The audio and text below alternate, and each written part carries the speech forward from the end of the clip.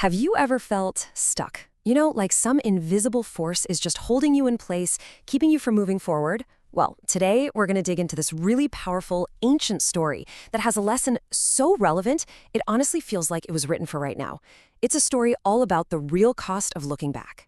But what if the past wasn't just a memory? What if it was more like a trap? What if a single, fleeting glance at what you're supposed to be leaving behind wasn't just a little nostalgic, but was actually dangerous? And yeah, that's the core question we're exploring. The idea that looking back doesn't just slow you down, it could actually freeze you right in your tracks. Permanently. So to really get this, we have to go back to a story about a pretty desperate escape. We're talking about Lot and his family, and they are fleeing the doomed cities of Sodom and Gomorrah. I mean, this is a genuine life or death situation. Just think about that for a second. You are literally handed a golden ticket out of a total catastrophe, a guaranteed path to safety. But there's a catch. There is one simple rule you absolutely cannot break if you want to make it out alive. And the command was crystal clear. It came in 3 parts. First, run for your life. Pretty straightforward. Second, don't slow down, don't stop for anything, just keep moving forward. And third, and this was the big one, the absolute deal breaker, whatever you do, do not look back. And you know how stories go, right? This is where things take a turn. Because despite that clear warning, despite the incredibly high stakes, one person just couldn't resist.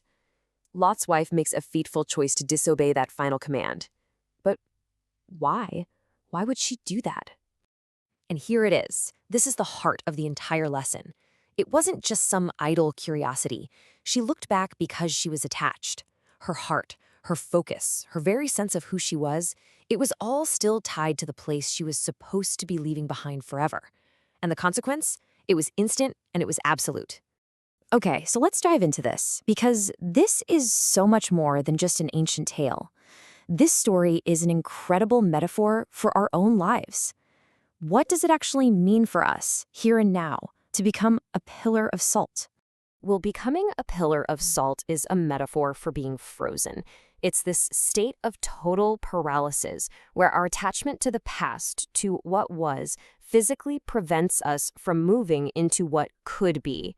We basically become monuments to our own history, completely unable to take a single step into the future. And this just lays it out so perfectly, doesn't it? It's the choice we all face every single day.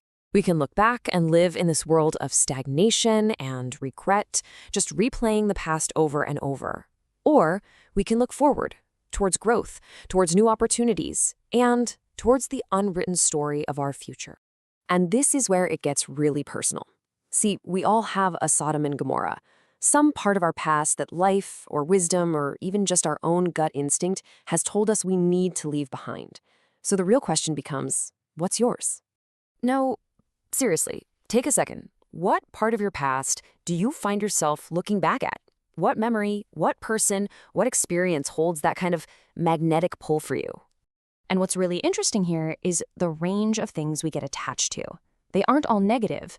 Sure, it can be old grudges or career failures, but it can also be the glory days, right? A past success, or even an old version of yourself that you just can't seem to let go of. We cling to these things, good and bad, because they're familiar, and letting them go can feel terrifying, like we're losing a part of ourselves. But either way, they keep our focus fixed firmly behind us.